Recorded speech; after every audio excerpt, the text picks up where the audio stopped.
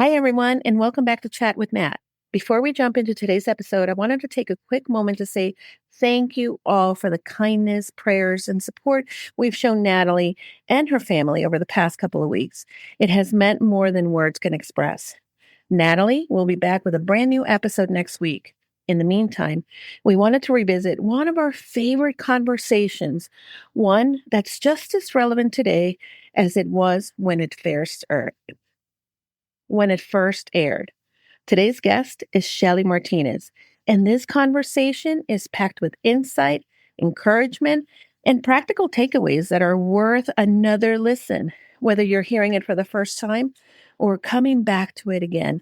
I think you'll find something that speaks to you in a brand new way. Thank you for being part of the Chat with Nat community and for giving us the space to share conversations that truly count. Now, here's Natalie and Shelley Martinez.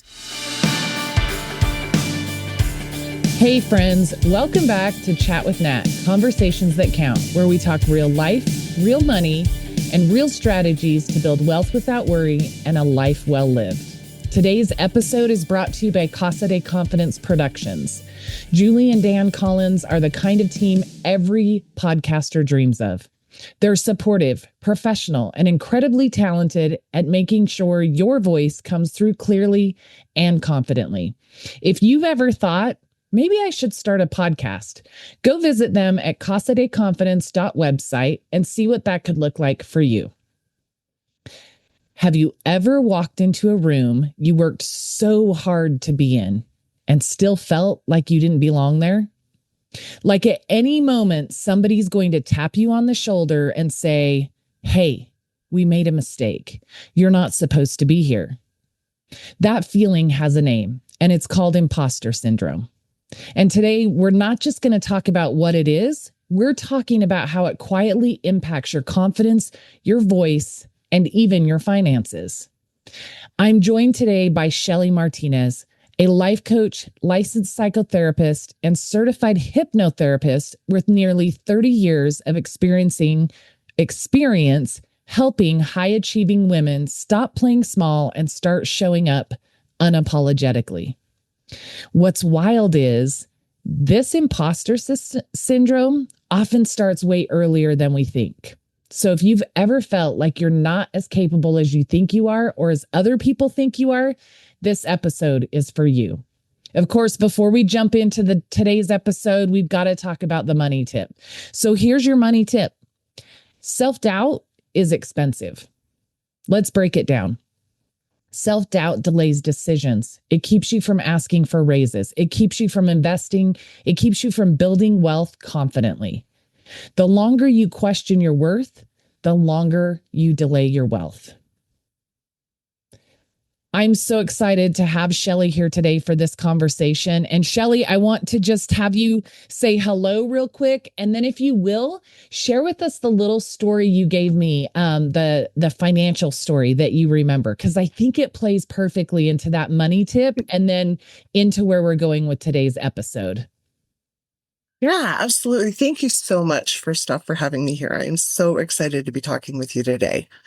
And this is so near and dear to my heart because money has been a struggle, honestly. And, the thing that we were talking about that I told you was that when I got my first official job with a paycheck, I literally had no idea how to cash my check.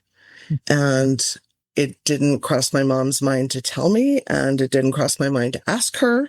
And so I honestly, this is so embarrassing, but I went to the grocery store and I bought something I didn't need so that I could cash my check. And I did that for months before I figured it out because I had no savings account, no checking account, no nothing, no knowledge whatsoever.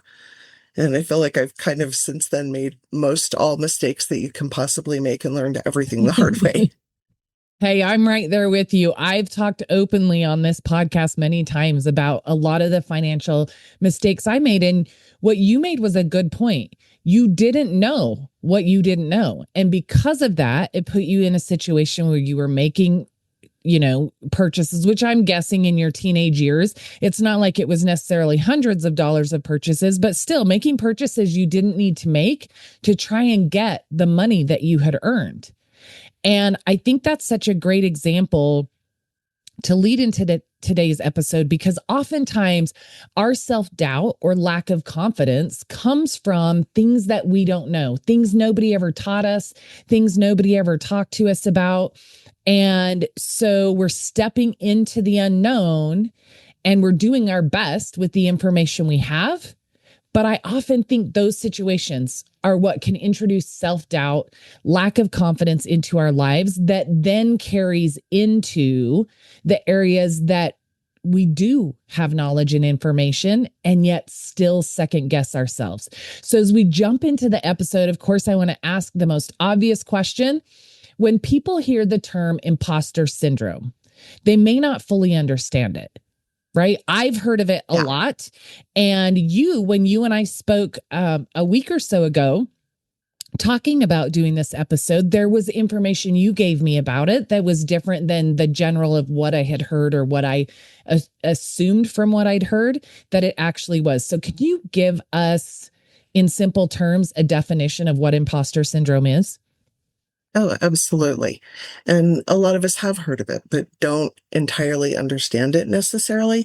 So imposter syndrome refers to when someone basically feels like they've gotten their success by kind of tricking someone or sliding under the radar, or it's just because they liked me. Basically, they discount everything they've done to create that success validly. And so they always feel like a fraud. They always feel like they're going to get caught. Someone's going to tap them on the shoulder, like you said, and go, hey, we made a mistake. Or, we just figured out you have no idea what you're doing.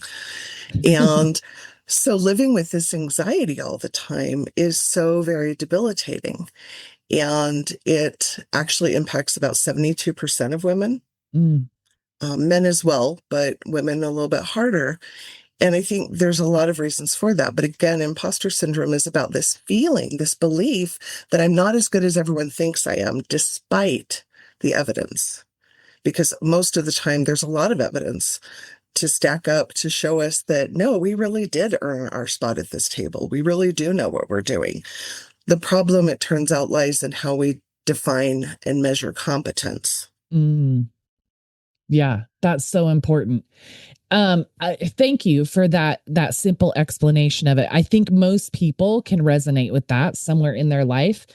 I know that I've always liked to think I'm a pretty confident person. I think that's based on the places I've been comfortable and confident at the same time. Because in reality, when I look back, and I can even name experiences where I got new opportunities on my merits and still thought, why in the world did they pick me? Can I really handle this? Am I really going to be able to provide the deliverable that my employer is looking for? Even down to the aspect of being a mom. I wanted to be a mom so bad. And then when I had my son, I was like, I have no clue what I'm doing. Am I even qualified to raise a healthy, productive human being? Right? So there's so many areas in our lives, new things that come along the way, or advancements that are a step up from where we've been, in which case we definitely have all the proof in the world that we belong there because it's the next logical step. And yet we still get stuck thinking somehow we don't belong there, or we don't deserve those accolades or that accomplishment or that next opportunity. So when we talk about high achieving women, which I know is an area you really focus on, and we as those women think I'm not as talented, as smart, as capable as whomever thinks that I am. And like you said earlier, they're going to figure it out. The bubble's going to burst. They're going to figure it out. Why is that so sticky, even for highly accomplished women that you would think likely aren't going to run into that issue? Yeah, that's such a good question because, really think of so many icons. It is high achieving women in particular that struggle here. And you bring up a really good point that it's not just at work, it's often in our personal lives as well. Which I think is more common with women than men. But The reason it's so sticky is something we call confirmation bias. What that basically means is that when I have a belief in my head, I look for things to support and confirm my belief, and I Mm. discount things that don't. So if I think that, well, I'm not quite as smart, then I'm going to look for all the reasons and identify even neutral information as, oh, this is a reason that I'm not as capable, as smart, as talented, as whatever it is, right? Mm-hmm. And we're going to ignore the fact, or we're going to twist it around of how we got here. When you talk about, the next logical step in moving up in our career or business, expanding, whatever, women often will say, well, I just got lucky. Mm. Or, well, they just like me. Or, there were a whole lot of applicants. It wasn't that big a deal. I didn't contribute that much if it was a group program, constantly discounting what they're bringing to the table and what they've done and accomplished. And when you do that, it just reinforces that belief that I'm not really all that. Yeah. And I think women struggle a lot with that because a lot of us are really afraid of being arrogant. We're afraid of not being liked if we are. And we might personally find arrogant people really off-putting, and we don't understand there's a real difference between being confident about my abilities and being arrogant. Arrogance is about, I'm looking down on others. Mm-hmm. I'm sitting up on my high hill going, well, I'm all that in a bag of chips, basically. Yeah. And the rest of you are not. Whereas confidence comes from a sense of me knowing who I am. Mm-hmm. A stable confidence, not a shaky one.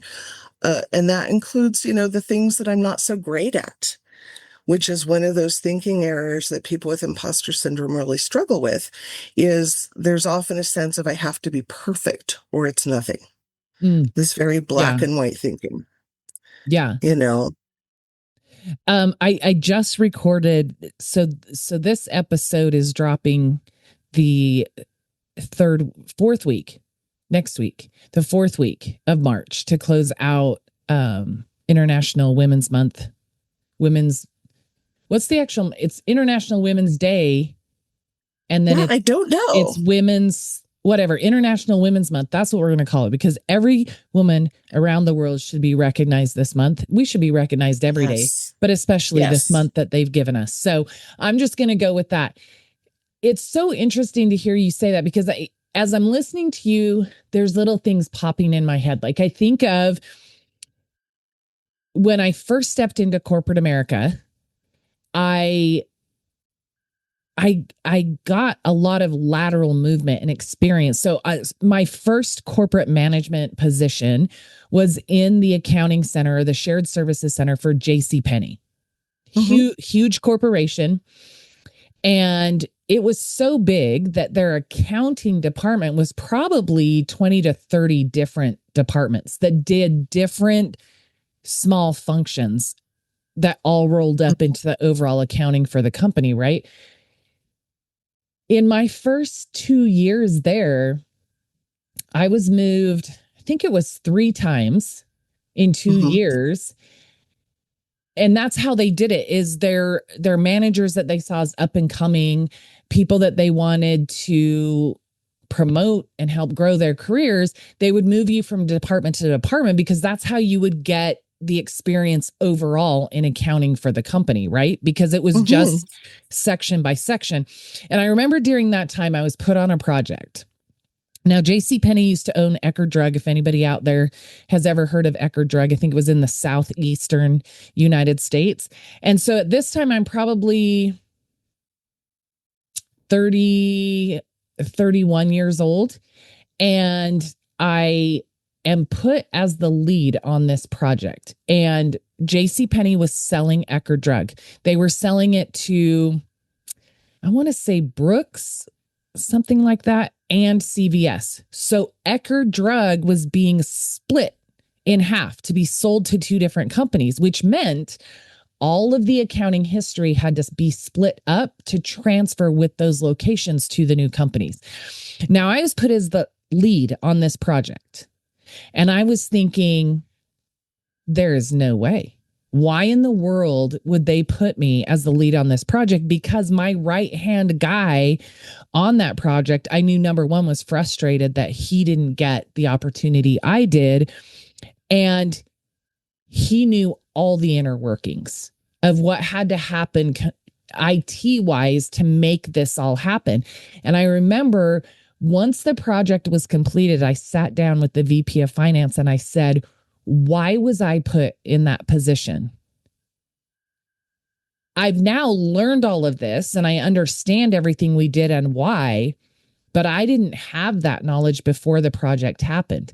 And he said to me, I didn't put you in that position because you were the most transactionally qualified from an accounting perspective.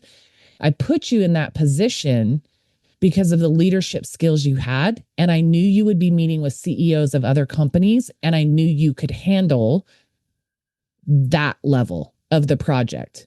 I knew you could lead the project. And all I had to do is give you the right person to handle the transactions. And so for me, it didn't make me think, oh, see, I was right. I wasn't really qualified to be there. I was, because I could lead, not because I could do all of the incremental items. And I think sometimes we don't separate the fact that while we may have areas of growth and opportunity to learn and become better, we have areas that we excel at.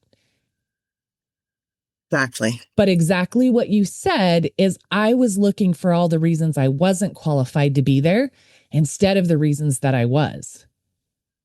Yes. And that happens so often.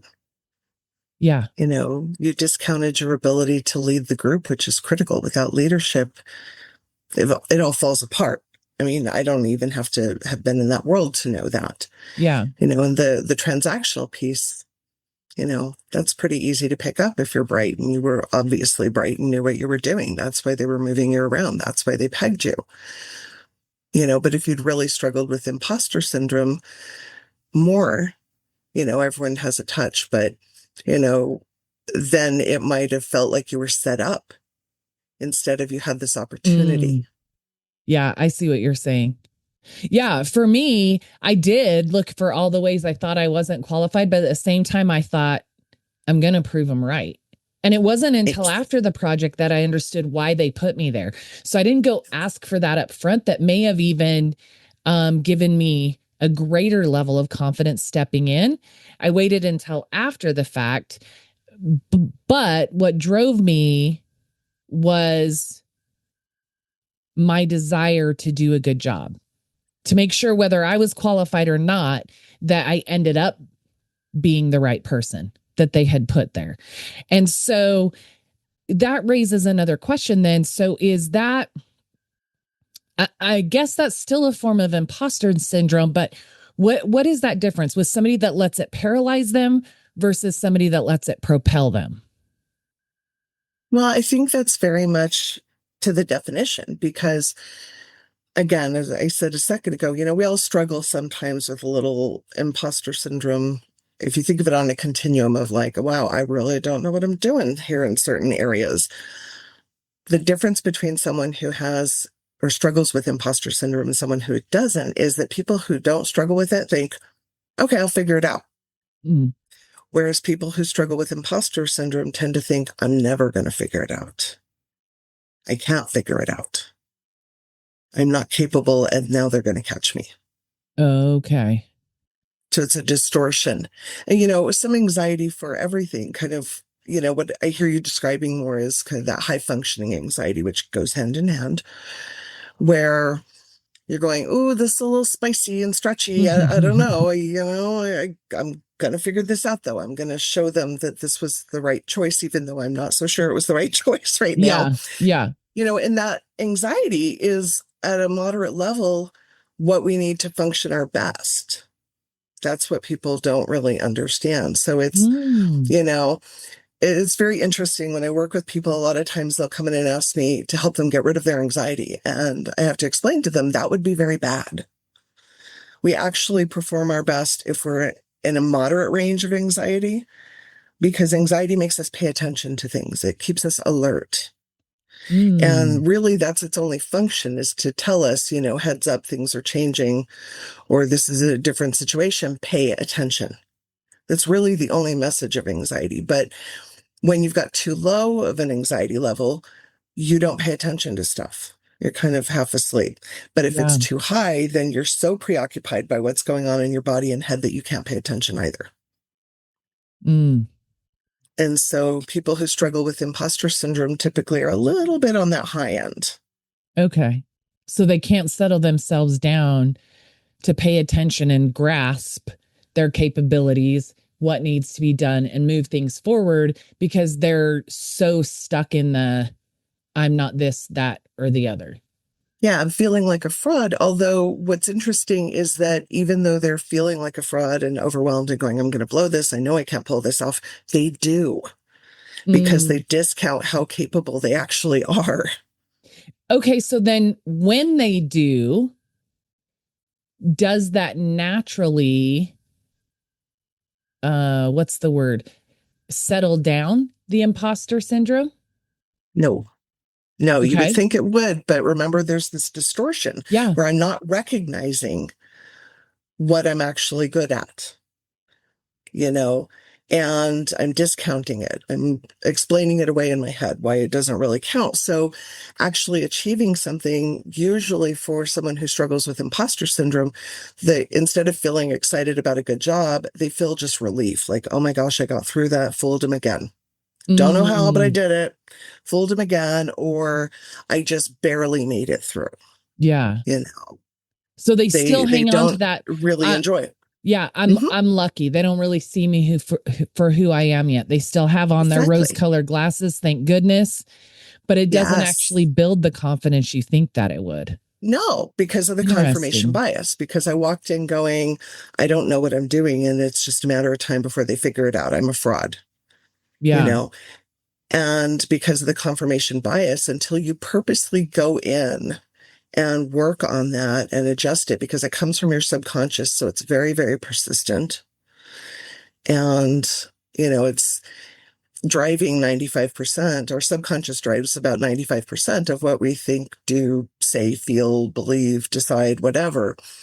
Until you do some specific work on that, no amount of accomplishment is ever enough. Yeah. It always feels like, oh, I barely got through that, but I made it, but I explained it away. I had to overwork, or I got really lucky, or, they just weren't having very high standards for me, or whatever. Yeah. You're excusing away. Yeah. You're excusing away those accomplishments. So tell me a little bit more about the feeling that comes along with this. Like, how does the body and nervous system play into overcoming imposter syndrome? So that's a really good question, because imposter syndrome does come with anxiety, with high functioning anxiety, because that's what you're feeling. So your nervous system is too wound up. You're in too high a state. And that does actually present challenges. So in fact, people who are struggling with this are even better than they look on paper, because they're also struggling with this backlog in their nervous system and their mind and their feelings that are making it harder for them to do what they do. To work with that, you have to first kind of understand the system better. Of 3 steps. I use reframe, regulate, and rewire to get out of this. And reframing is about understanding it differently, understanding what's happening in your nervous system, what's happening in your brain, the errors that you're making in your thinking, confirmation bias, what competence really, really is, because it's not what people who struggle with imposter syndrome think competence is a completely different thing than other folks. Such as it, doesn't count if I'm not perfect, or if I didn't have all the original thoughts, then, I'm not really that smart. Or if I didn't do it all myself, it doesn't matter. Or I have to be the ultimate expert in my field to be useful at all. It's this very black and white kind of thinking. And so after you've reframed and understood some of that and can start to spot some of those errors, the next thing is to regulate, which is down-regulating your nervous system, to coming to a state of calm, because that's where you're going to be able to think and perform better. and start to break the pattern of this vicious cycle with your imposter syndrome. But that will only get you halfway there, because we also want to rewire the way your body responds to these situations so that it doesn't feel like, it's a threat if you have to speak up in a meeting. Yeah. Or if you're, being looked over for a promotion or something like that. People with imposter syndrome feel like those things are threats. Like a tiger is stalking the hallways about to get them. And so the rewiring is about creating a different foundation that you're working from. Instead of I'm on high alert, so that I don't ever make a mistake, and then I replay all my conversations 52 times for what I did and didn't say, and check all my emails like 15 times, and I work all weekend and miss out on my whole life because I am overworking and avoiding at the same time to deal with this, to try to cover this up, which, side note, that actually only makes it worse. Yeah. It has a temporary effect of calming you, but ultimately it just keeps your nervous system feeling jacked up and like you're not safe. So it's returning that sense of safety and that real sense of confidence, that deep-rooted confidence, which comes from me knowing who I am, which is knowing what I'm good at and what I need some work on, and being okay with that. Yeah. That enables me to ask questions, to find out, to learn, to do what I need to do to be able to make up for those gaps. Like in your story, you figured out what to do with the transactions. You asked questions, you learned, you studied. I don't know what all you did, but clearly you did some stuff. Yeah. Yeah, absolutely. So this taking back to my thought I started earlier that I realized I didn't finish. I was saying just a couple days ago, I was recording the episode that dropped this week, or that will drop this week. And I was talking about the idea of perfection. Whoa. Right? The idea of perfection paralyzes you every single time, because until you're perfect, you won't take action. And yet perfection is not attainable. Perfection doesn't exist, right? No. And so if you think I'm not good enough, I'm not perfect enough, I have to do this, that, or the other, then you limit yourself for even going after some of those opportunities. And hopefully you're in an environment and a culture where people see in you what you don't see in yourself, and give you opportunities still, because you may not chase them thinking you're not qualified, which I think was my case. I wouldn't have chased that. If they'd have said, hey, we have a project, who wants to put their name in the hat? I wouldn't have put my name in the hat, right? But the other thing I got from the segment and what you were just talking about is overcoming imposter syndrome is not an outward process. There's no amount of accomplishment. If you are stuck in a place, if you are really drowning in imposter syndrome, feeling like you're not qualified, you're not accomplished enough, you're just lucky, whatever it is, nothing outward, no accomplishment outward is ever going to fully over. Now, you may have tastes of, oh, I can do that. But the next thing that comes along the way is still going to challenge you, because you don't have enough faith in who you are to truly hold on to that evidence you gave yourself that you are qualified, that you do deserve to be in the room or at the table or on the phone call, having the conversation, leading the project, whatever it might be. And so it is that internal work. This is what I heard from what you said, that internal work of making those changes, going through that process, that then will let you see those external things as what they truly are, instead of that distorted version of success. Yes, exactly. You got it on the head. I love that. So tell me, because I still think there are areas that I struggle with this, wondering like, oh my gosh, even when I retired myself from corporate America, I was a successful financial executive. I had been building my business for 2 years part-time. But when I stepped fully into my business, there was still something that held me back and slowed me down that first year or two that I was full-time, in carrying my success from where I'd been to here. Now, for me, I honestly think of most people in my company that I work with on a daily basis, I probably have the most connection to what I did in the past with what I do now. I went from corporate finance to personal finance, finance, right? And yet I was still stuck thinking, am I qualified to be here? Am I qualified to help I can make a company tens of millions of dollars every year. I can show them where their systems are broken. I can show them where they're leaking money all day, every day. I don't bat an eye sitting at a table with a CEO to tell them where we're winning, where we're losing, and where we have some work to do somewhere between the two of those things, right?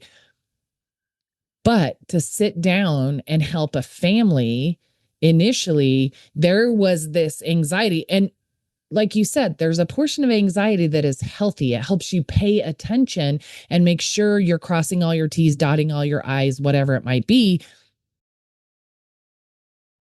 But even with the evidence for the first little while of helping people successfully put things in place, it still took me a little while to get there.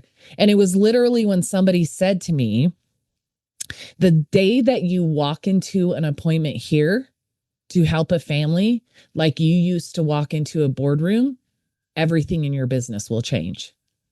And that's when it clicked for me that my success anywhere is still my success here.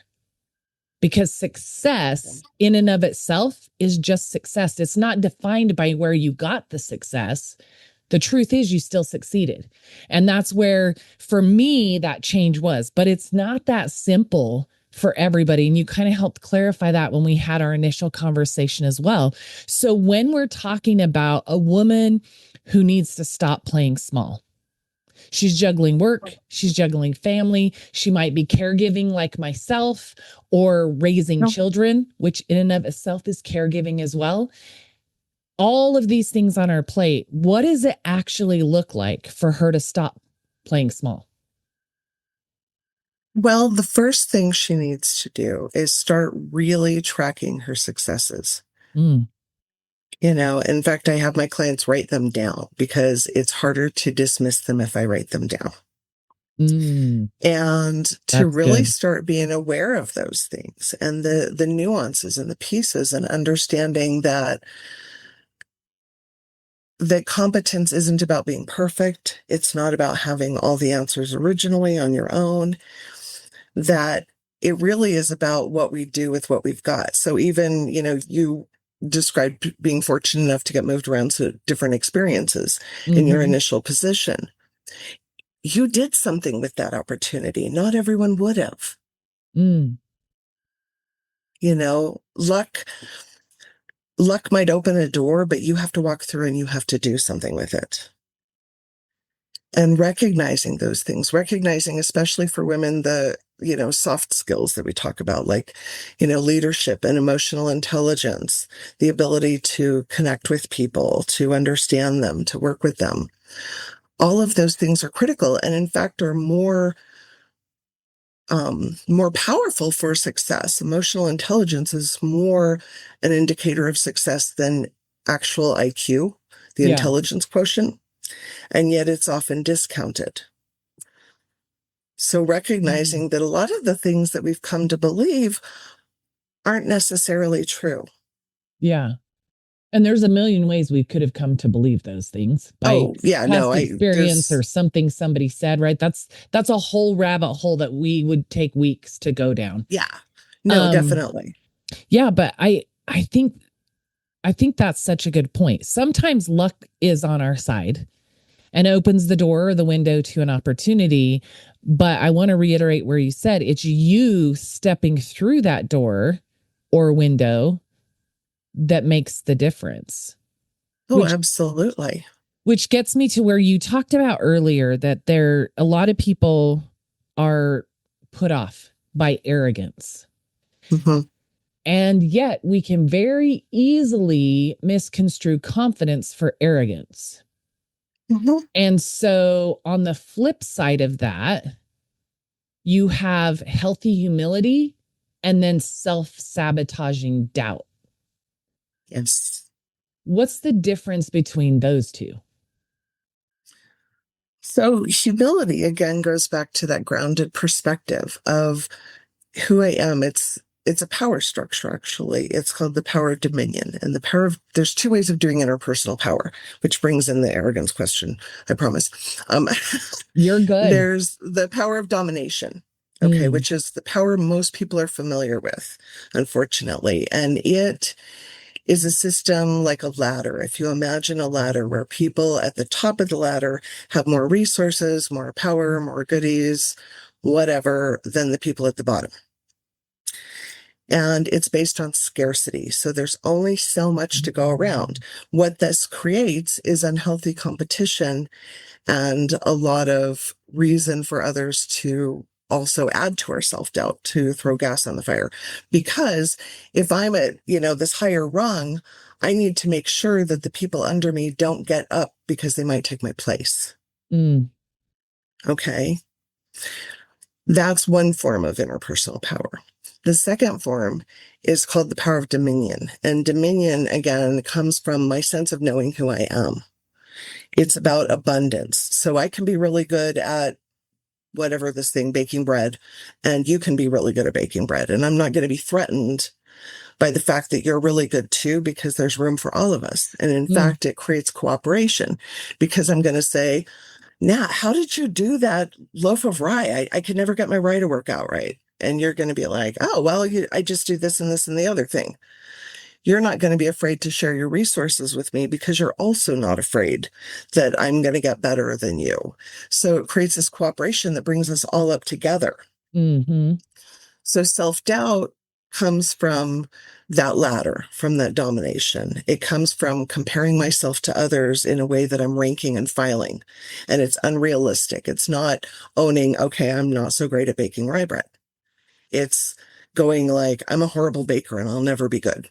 It's all inclusive versus looking at specific pieces and parts and opportunities for growth there. Exactly. Situations. And self-doubt is blanket. If we, I know I'm not a very good speller, and I have a whole other story, which I won't torture you with, but I'm not a very good speller. I really am not. And I never have been. I don't, it's just not my thing. I'm not very good at it. I'm grateful for spell check all the time. I wish now they had typo check, but maybe one day they'll catch up with me. Yeah. That's not me feeling like an imposter. I know this to be true about myself, but I don't feel like a defective human being because I'm not very good at this. Yeah. So I use my tools. I use spell check. I sometimes run things through Google. How do you spell this word again? Yeah. I figured out how to work around it and with it, knowing that this is me, but it doesn't diminish my worth. Ooh, I love that. I have an opportunity to grow in this area, but it doesn't make me less than in any way. Yeah. Yeah. Exactly. Yeah. And that's the difference. And so I can openly say to you and all of your listeners, I don't spell well. So, well, now we know. Do well too. Now we know, Shelley. You know the cat is out of the bag. You probably should erase this episode now. No, actually. No. Listen, there's a million things. Look, I started in corporate finance when there was still, you had a scientific calculators and basic calculators and kind of this, the standard calculator that would pop up on your PC. As time went on, Excel expanded, and I could rattle off Excel formulas like they were the back of some of the most complex Excel formulas in the world were all here. I could type that sucker in a cell so fast, I could expand it across a spreadsheet full of information, and I could get all of this in analysis. You ask me now? Nope. Yep. Why? Because I don't use that tool all the time anymore. Exactly. But it doesn't mean I don't still have the ability to maybe tap back into that where and when it makes sense for what I do today. But even if I had always, like I tell people all the time, look, I get paid to help people increase and protect their wealth, to protect their families, and to create a legacy they can leave behind for generations to come. I don't get paid to do math on a piece of paper versus a calculator. Give me the calculator. Right. And so So I don't know that I'd say I have the ability to go back and probably recapture a lot of those things I used to be able to do. And so maybe it's situational. I don't need to do that the way I used to, and so I don't. But if you put me head to head to somebody that does that all day long, I couldn't compete with that. Right. Yeah, and so because you're not using it. yeah, but I say all that even to bridge to the idea of we get on social media and we compare.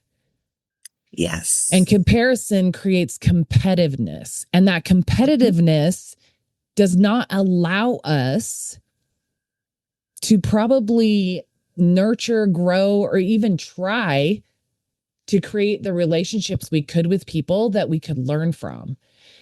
We just think, I don't compare to that. I don't look like that person, or I can't do that thing they do, whatever the case may be. And so we become competitive. But what you were just talking about, that cooperativeness, to me, as I think about collaborating. Right? I could not walk somebody through. You may not be able to spell as good as I do. If we sat down and did a little mock spelling bee, I might kick your butt all day long. But you know what? I couldn't help somebody try to overcome or combat the areas that imposter syndrome is paralyzing them in their lives. Yeah. Right. And I think that's part of the thing that is if this is something you struggle with, and just listening to this podcast is not going to solve all of this for you by any stretch of the imagination. Shelley's going to share an offering she has for you here in a minute, and how you guys can get in touch with her. Like, just hearing those things doesn't solve the problem overall.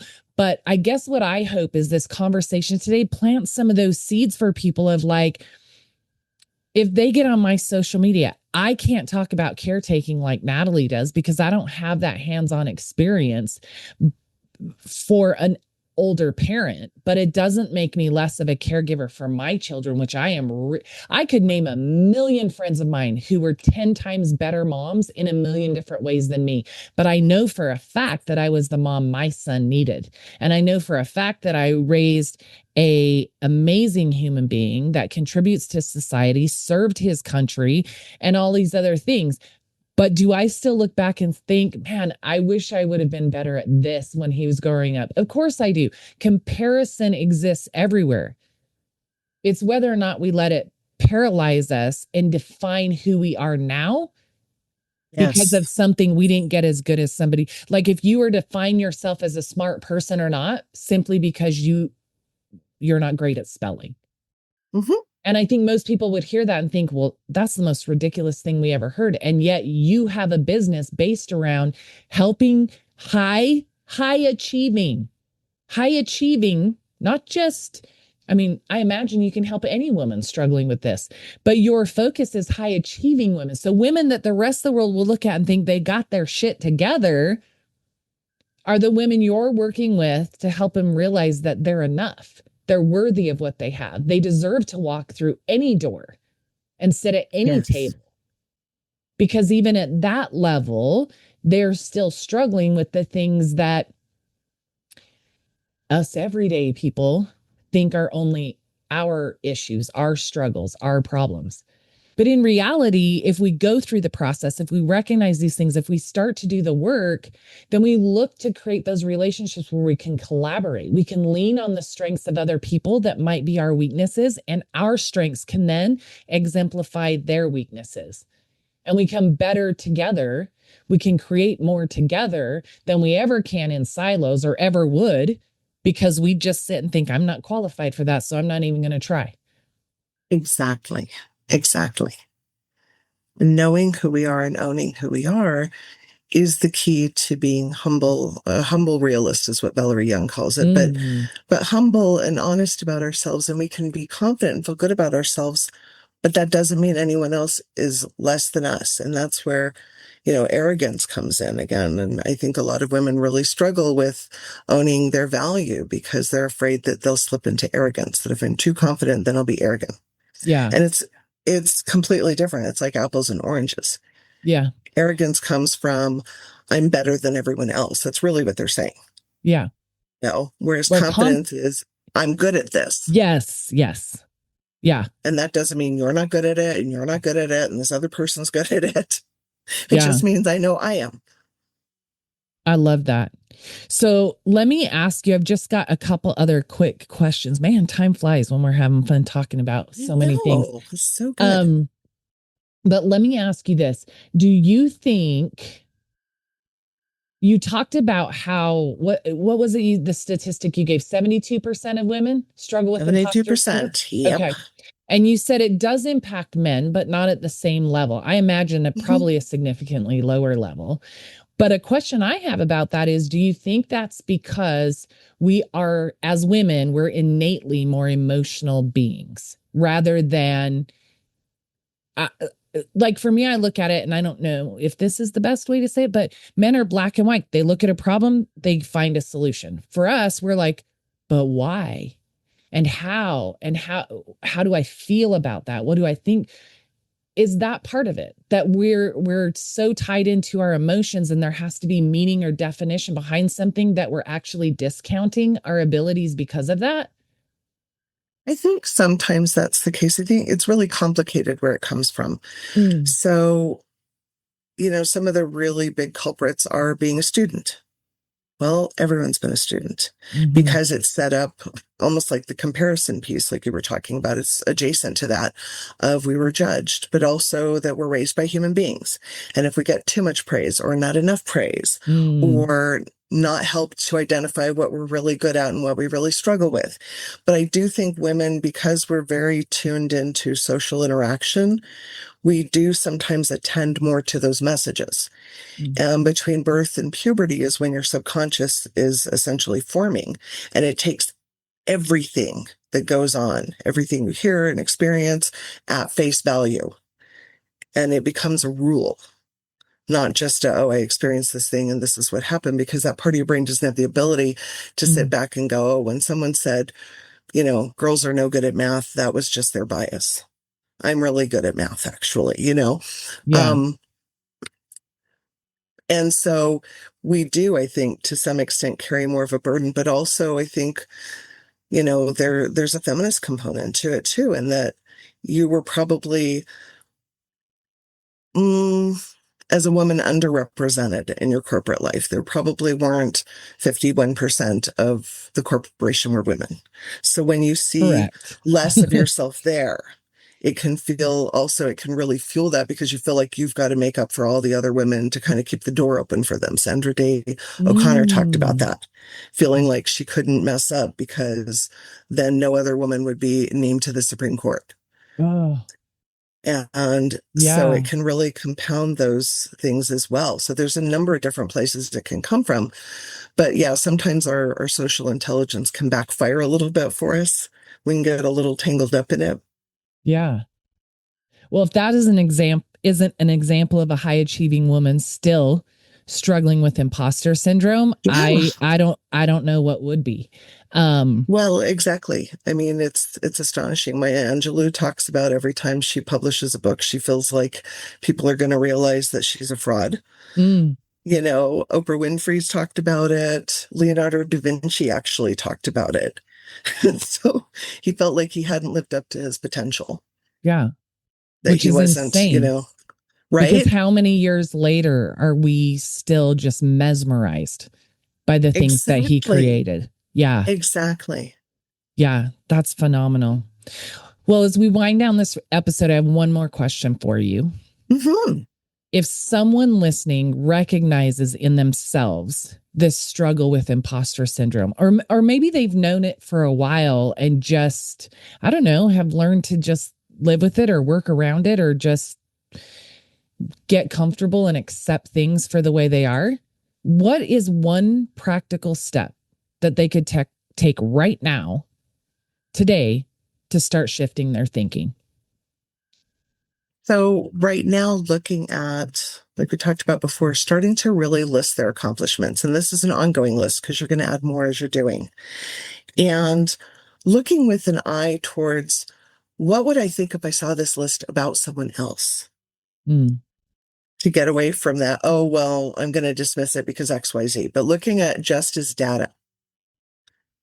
Things you're good at. What have you accomplished? What compliments or accolades or, reviews have you received? All of those things, and start listing them and really looking at them with an eye towards, if I saw this about someone else, what would I think of them? Mm. To start to break that bias. And also really starting to ask, how do you define competence? Do you expect everyone else to be perfect? Do you expect everyone else to have all the answers? Do you expect everyone else to do everything? That's kind of like asking a baseball team, like one person to play all the positions. Yeah. And starting to change that double standard that people who struggle with imposter syndrome pretty much inherently have a double standard for themselves versus everyone else. I love that point, because I don't know how many times I've heard and even said to people when I hear somebody discounting who they are or why they're not qualified to do something, or why I mean, I'm an entrepreneur and I have other people who want to create the time freedom and financial freedom for themselves that step into this business and get licensed to work with me. And then I have people who want to go that route and they have every reason in the book of why they can't or why they shouldn't. So they start discounting themselves in every way, shape, and form. And I have said to people, and I have heard a million times over in different kind of talks, conferences, things I've been at, would you say that to your friend? Exactly. If your friend called you right now and said all the things to you that you're saying to yourself, what would you say to them? And that's really what it comes down to, right? Is you have a framework for taking people through that process. Like you said, writing down your accomplishments. So you have to stare them in the face, so to speak, and then work through everything that's around why with that list, you still think somehow you're unqualified, you're undeserving, or people are going to realize you're a fraud and boot you right out the door, tap you on the shoulder and say, hey, you don't really belong here. We made a mistake, right? Yeah. Shelley, I've loved this conversation. I think the work you do is so important, especially in the internet age where it's so easy to see a million examples of people that we think are more accomplished than us, or get tied up in the people and the unfortunate side of social media where people are getting torn down for stepping out and stepping into their calling. And so you think, oh, I don't want those kind of comments in my section, or I don't want people thinking that of me, right? And for those reasons, I think that what you do is vitally important across the board. And in summary, what you've said today is so powerful, because this isn't just an emotional thing, it's a practical thing. It's a real life, everyday thing that without understanding it, without working through it, without finding that value in who we are and that confidence in how we're qualified and the way that we show up into the world is going to miss out on so much. It's not just us, it's everybody around us that cares about us. It's our communities who will miss out because we get paralyzed behind imposter syndrome and thinking we don't belong, and all the reasons why. And so to kind of tie this together, confidence, it's about decision making.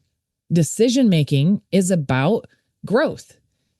And that growth creates freedom and dignity. Whether you're talking about your finances in the world that I work with people, when you're talking about taking that next promotion or improving the relationships in your life, whatever the different topics are that you help your clients work through when it comes to their imposter syndrome, everything gets stuck and can't follow that trajectory from confidence to decision-making to growth, and then that freedom and dignity that we're looking for.